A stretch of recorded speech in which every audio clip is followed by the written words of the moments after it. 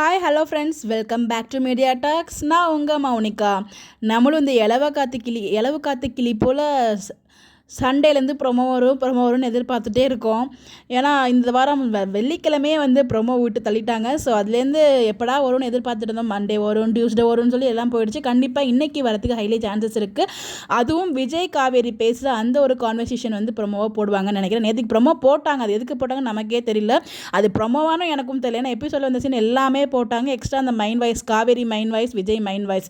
So இதுக்காக என்ன வர சொல்லியிருப்பான், ஒருவேளை வெண்ணிலா பற்றி பேசுறதுக்காக வர சொல்லியிருப்பாங்களோ அப்படின்னு ரெண்டு பேரும் மிஸ் அண்டர்ஸ்டாண்டிங்கான ஒரு ப்ரொமோ ஒன்று போட்டிருந்தாங்க. எதுக்கு போட்டாங்க நமக்கு தெரியல. எனக்கு தெரிஞ்சு இன்றைக்கி ப்ரொமோ வரும்னு எதிர்பார்த்துட்டு இருக்கேன். பார்ப்போம், வந்தால் நல்லாயிருக்கும். நீங்கள் என்ன நினைக்கிறீங்க?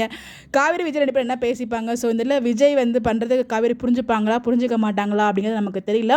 விஜய் என்ன முடிவு எடுத்துருக்காருங்கிறத அவர் எப்படி சொல்ல போகிறாருங்கிறது நமக்கு தெரியல. எல்லாமே எபிசோட் பார்க்கும்போது நமக்கு கிளியராக ஒரு கிளாரிஃபிகேஷன் கிடைக்கும். நீங்கள் என்ன நினைக்கிறீங்க? எப்படி நடந்தாலும் இருக்கும்? உங்களோட ஒப்பீனியனை மறக்காம கமெண்ட்டில் ஷேர் பண்ணுங்கள். இந்த மாதிரி எப்படி தெரிஞ்சுக்க நம்மளோட சேனலை ஃபாலோ பண்ணிக்கோங்க. கண்டிப்பாக ப்ரொமோன்னு எதிர்பார்த்துட்டு இருக்கேன்.